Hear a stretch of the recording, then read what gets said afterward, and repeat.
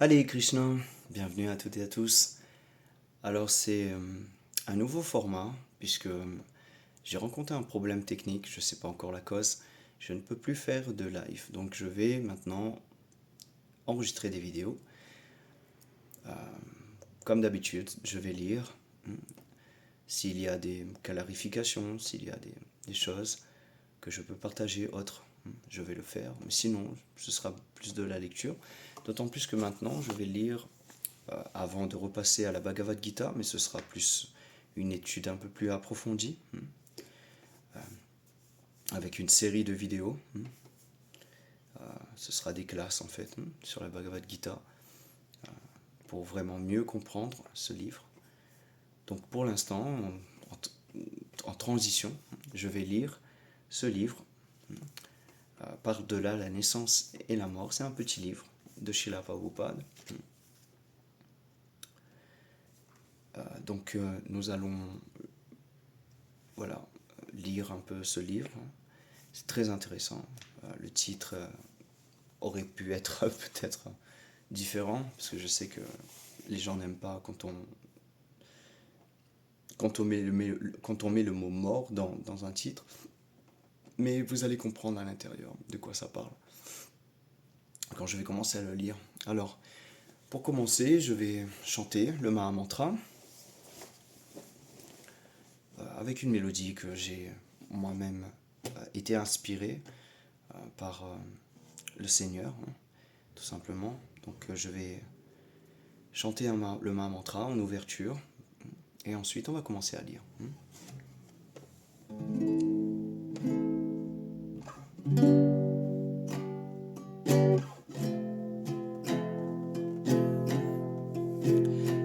Hare Krishna, Hare Krishna, Krishna Krishna, Hare Hare, Hare Rama, Hare Rama, Rama Rama, Hare Hare, Hare Krishna, Hare Krishna, Krishna Krishna, Hare Hare, Hare Rama, Hare Rama, Rama Rama, Hare Hare, Hare Krishna, Hare Krishna, Krishna Krishna, Hare Hare, Hare Rama, Hare Rama, Rama Rama, Hare Hare. Nama Sankirtan ki jai, Shri Prabhupada ki jai. Nitai Gaura Premanande, Hari Hari Bom. Sur ce beau chant du Mahamantra, nous allons commencer. Par-delà la naissance et la mort.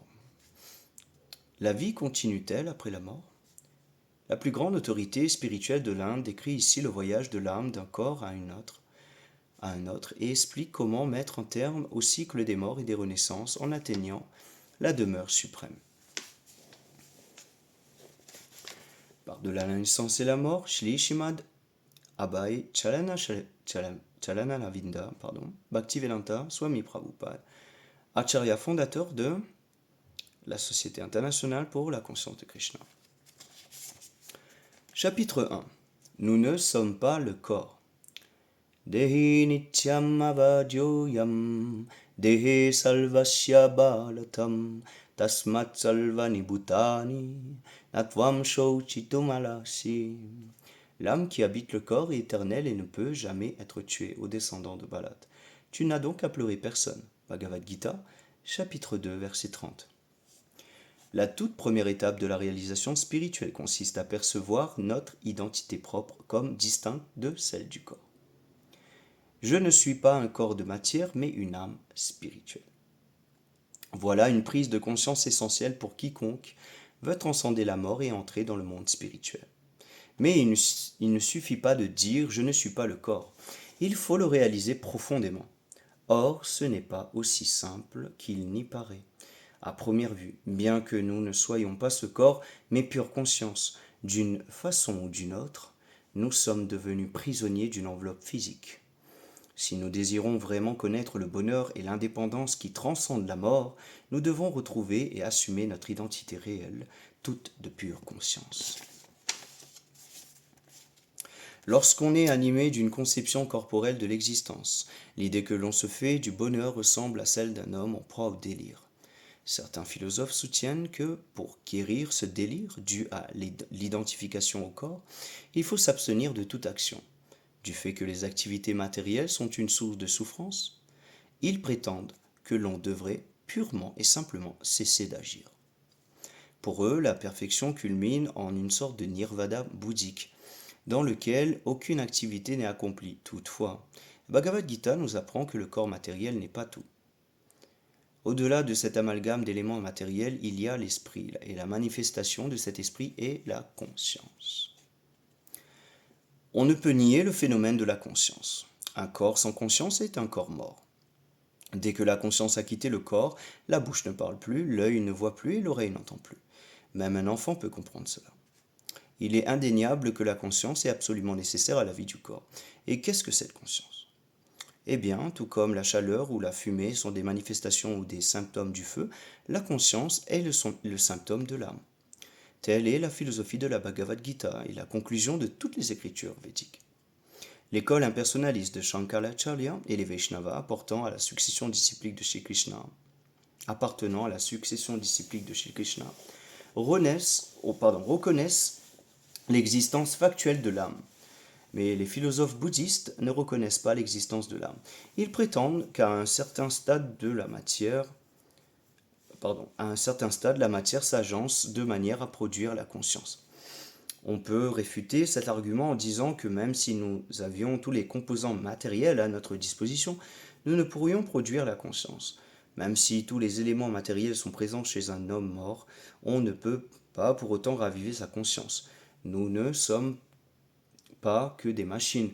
Une pièce d'un mécanisme qui se brise peut être remplacée à la machine et la machine fonctionnera de nouveau. Mais quand le corps a flanché et que la conscience l'abandonne, nous n'avons aucun moyen de remplacer la pièce défectueuse et de raviver la conscience.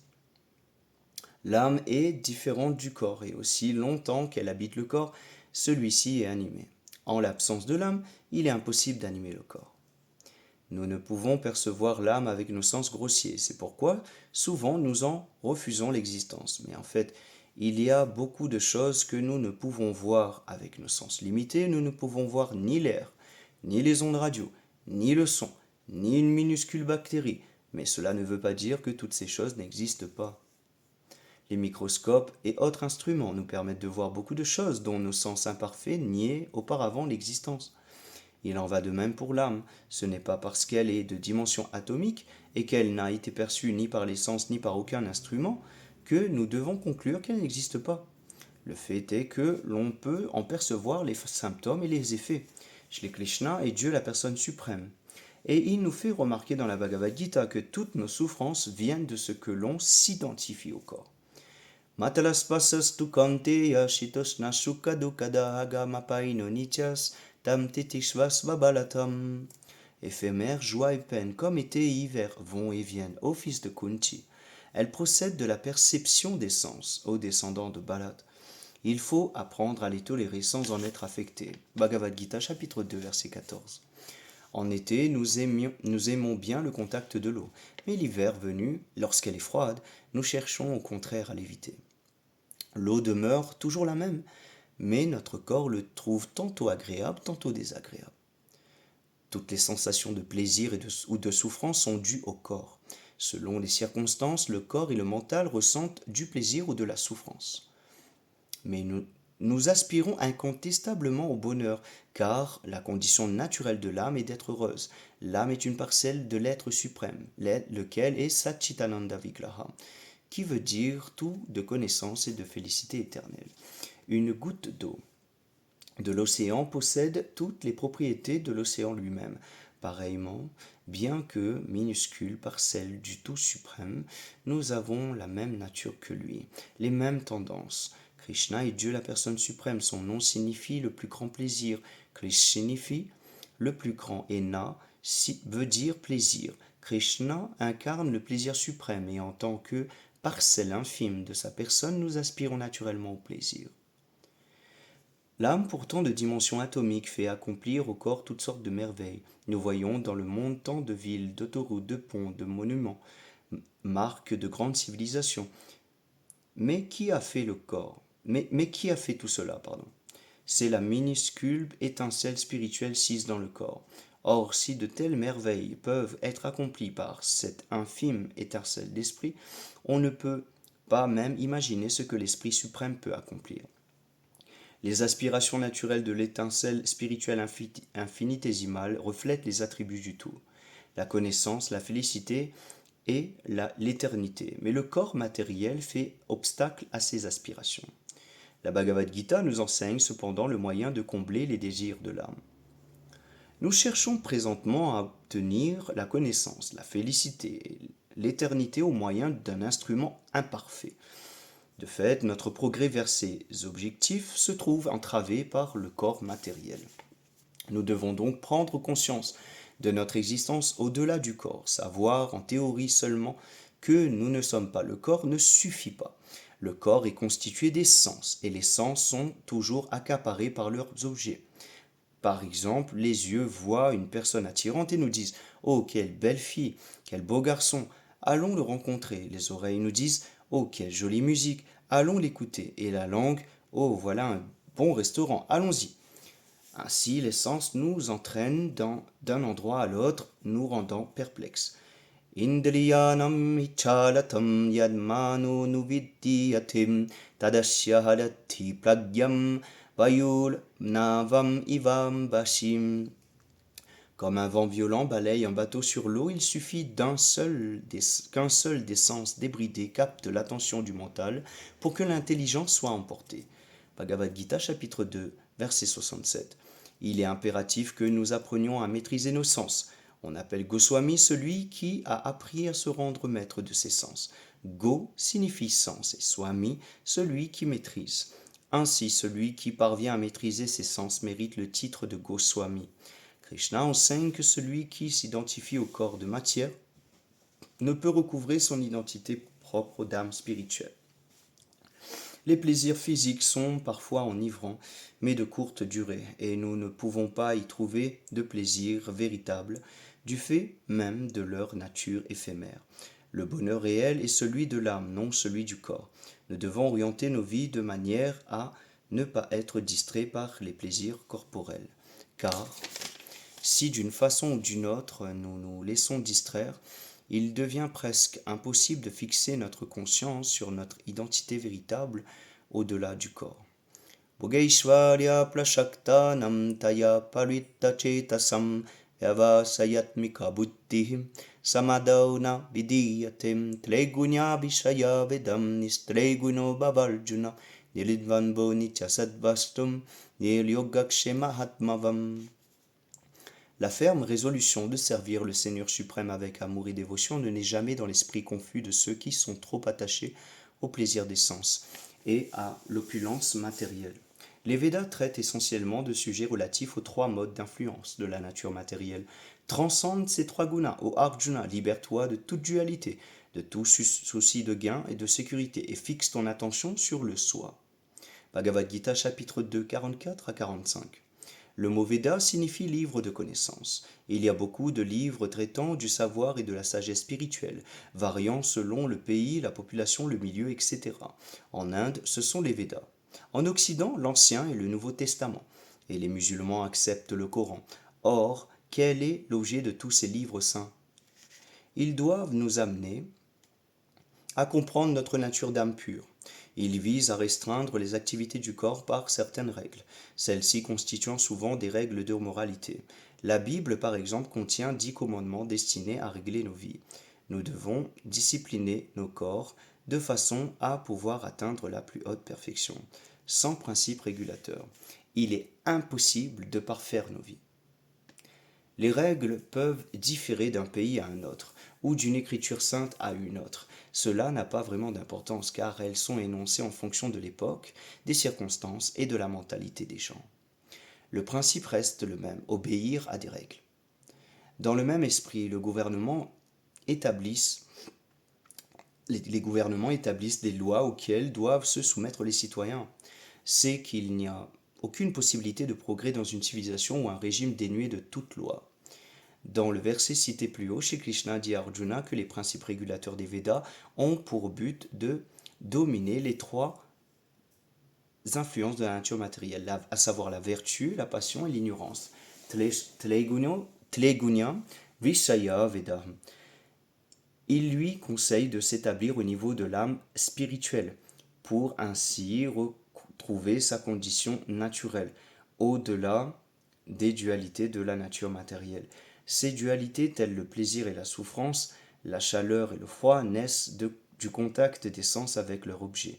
Elles sont issues de l'identification au corps. Krishna dit dans la Bhagavad Gita que ceux qui convoitent la jouissance matérielle et le pouvoir sont illusionnés par les chapitres des Védas, qui promettent un bonheur céleste seulement en accomplissant des sacrifices et en menant une vie réglée. Aspirer au plaisir est naturel car c'est ce qui caractérise l'âme spirituelle, mais nous voulons goûter au bonheur matériel et c'est là notre erreur. Nous tournons tous vers les objets de plaisir matériel dans l'espoir d'y trouver notre bonheur. Nous accumulons autant de connaissances que possible. Un tel devient chimiste, un autre physicien, artiste, politicien, etc. Connaître un peu de tout et tout d'une matière, voilà ce qu'on qualifie généralement d'instruction. Mais dès que nous quittons notre corps, tout ce savoir est anéanti. Dans une vie précédente, il se peut que nous ayons été un grand érudit, mais dans cette vie, nous devons retourner à l'école et réapprendre à lire et à écrire. Tout le savoir acquis dans la vie précédente est oublié. Nous sommes en fait en quête d'un savoir éternel, mais ce savoir éternel ne peut être acquis par le corps matériel. Nous cherchons le bonheur par l'intermédiaire de notre corps, mais les plaisirs matériels ne font pas notre véritable bonheur. Tout cela est artificiel. Nous devons comprendre que si nous continuons à poursuivre ces jouissances artificielles, nous ne pourrons pas parvenir à notre condition éternelle de félicité. Posséder un corps matériel doit être considéré comme une condition pathologique. Or, un malade ne peut jouir normalement de l'existence. Pour celui qu'affecte la jaunisse, par exemple, le sucre aura un goût amer, alors qu'un homme en bonne santé appréciera sa vraie saveur. Dans un cas comme dans l'autre, le sucre demeure le même, mais selon notre état de santé, voilà qu'il change le goût. De même, à moins d'être guéris de notre conception corporelle de l'existence, nous ne pouvons apprécier la douce saveur de la vie spirituelle. En vérité, elle nous semblera amère, et en redoublant nos efforts pour jouir de la vie matérielle, nous ne faisons qu'aggraver notre état. Un malade atteint de typhoïde ne doit pas manger de nourriture solide, et si quelqu'un lui en donne pour lui faire plaisir, il aggrave sa maladie et met sa vie en danger. Si donc nous voulons être véritablement délivrés des souffrances de l'existence matérielle, nous devons réduire les besoins et les plaisirs du corps. En fait, les plaisirs matériels ne sont nullement source de bonheur, car le vrai bonheur n'a pas de fin. Nous trouvons dans le Mahabharata un verset qui dit que les yogis qui s'efforcent de s'élever au niveau spirituel connaissent la vraie félicité, l'amante, une félicité sans fin, anante. Cela s'explique par le fait que leur bonheur se trouve lié à la source suprême de toute félicité, Shri Krishna. Bhagavan, Shri Krishna représente en effet la vraie source de toute joie, et la Bhagavad Gita le confirme.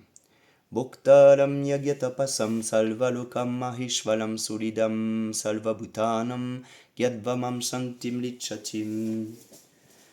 Parce qu'il me c'est le bénéficiaire ultime de tous les sacrifices et de toutes les austérités, le souverain suprême de toutes les planètes et de tous les dévas, l'ami et bienfaiteur de de tous les êtres, l'être pleinement conscient de ma personne, échappe aux souffrances matérielles et connaît dès lors la paix.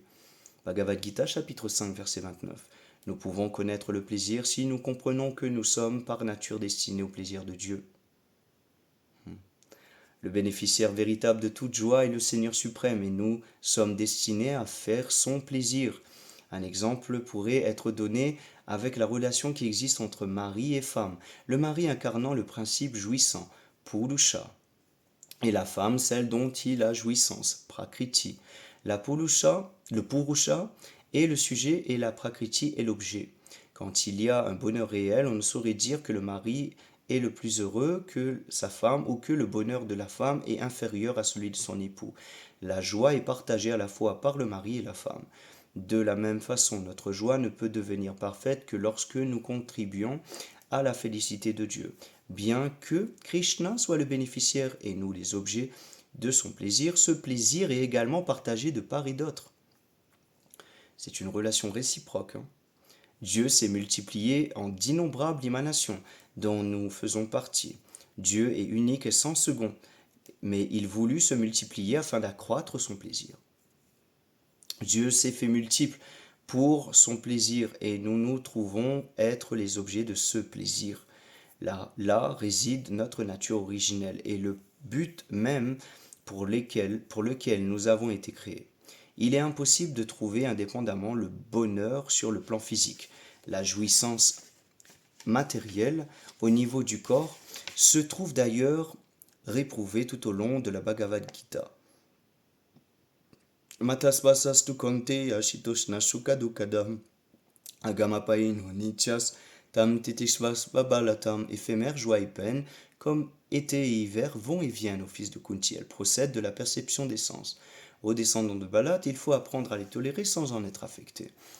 Bhagavad Gita chapitre 2 verset 14. Le corps matériel grossier provient de l'interaction des influences de la nature matérielle et il est voué à la destruction.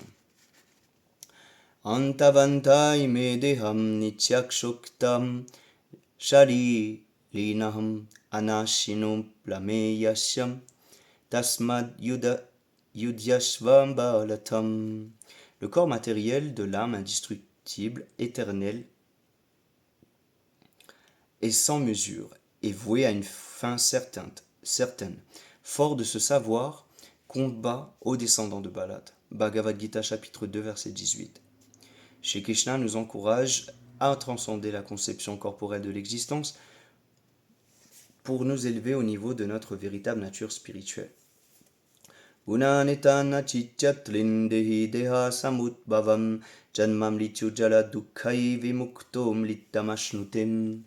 Quand l'être incarné parvient à transcender l'influence des trois gunas, que les trois gunas exercent sur son corps, il s'affranchit de la naissance, de la mort, de la vieillesse et des souffrances qu'elles génèrent. Il savoure en cette vie même le nectar spirituel. Bhagavad Gita chapitre 14 verset 20.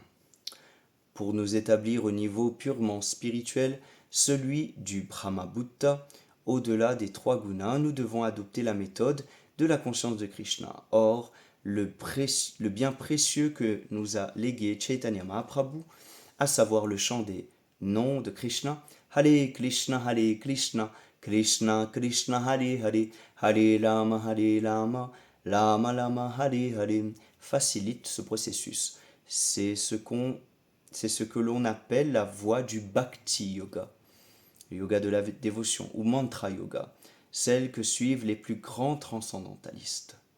La manière dont les spiritualistes réalisent leur identité par-delà la naissance et la mort, au-delà du corps matériel, et s'élèvent de l'univers matériel jusqu'au monde spirituel, fera l'objet des chapitres suivants. Donc nous allons nous arrêter ici.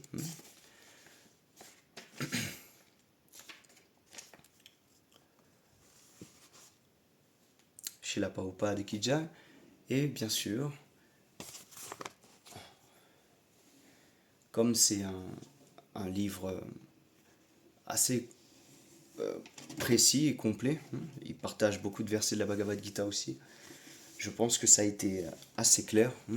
pas besoin forcément de commentaires. Par contre, n'hésitez pas, si vous avez des questions, mettez-le du coup dans les commentaires sous cette vidéo. N'hésitez pas, vraiment. Je suis là pour répondre à vos interrogations, à vos doutes. Donc n'hésitez vraiment pas. Hare Krishna.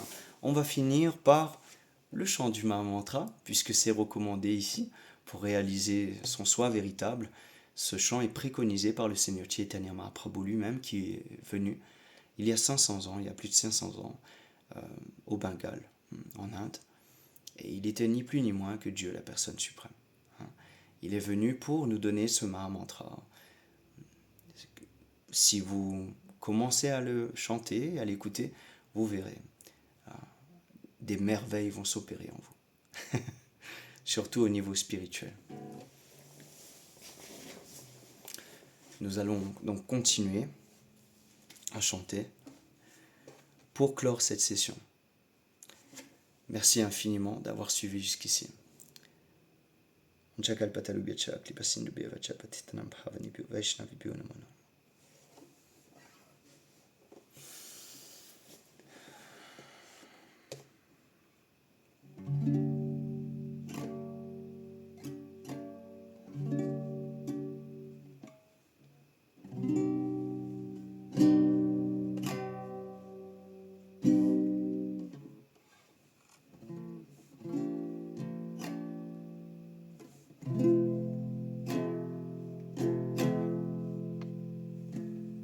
Hare Krishna, Hare Krishna, Krishna Krishna, Hare Hare, Hare Rama, Hare Rama.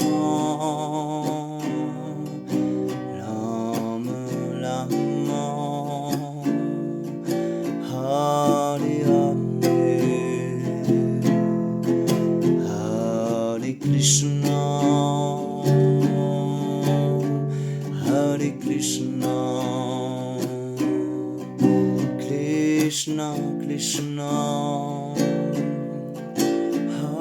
Hare Hare, Hare Rama, Hare Rama, Rama Rama, Hare Hare, Hare Krishna. Krishna Krishna, Hare Hare,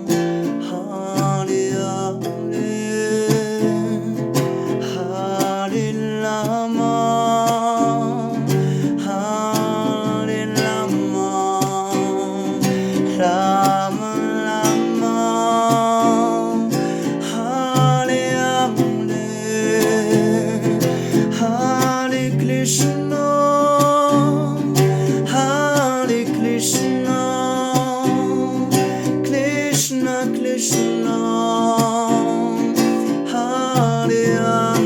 Hare,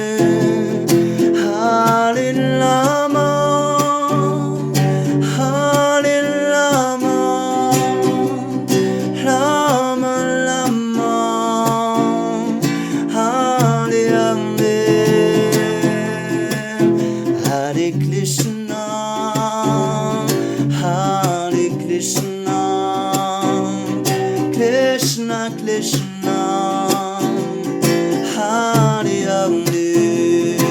Krishna, Hare Hare, Hare Rama, Hare Rama, Rama Rama, Hare Hare, Hare Krishna, Hare Krishna, Krishna Krishna, Hare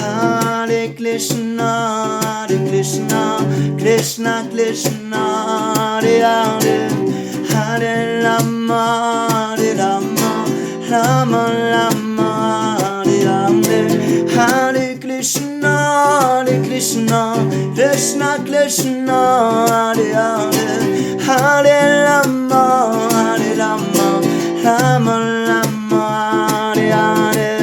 Hare Krishna, Krishna Krishna, Hare Hare, Hare Rama, Rama Rama, Hare Hare, Hare Krishna, Krishna Krishna, Hare Hare, Hare Rama, Rama Rama, Hare Hare, Hare Krishna,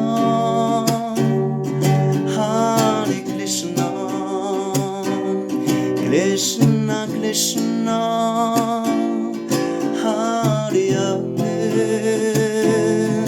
Hare Rama,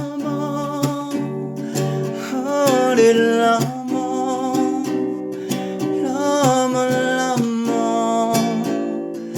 Hare Hare. Nama Sankirtan ki jai, Shila Prabhupada ki jai, Nitai Gaura Premanande, Hari Haribo. Merci, merci à vous d'avoir chanté ou juste écouté. Chantez ou écoutez ce Mahamantra et soyez tous heureux. Hare Krishna.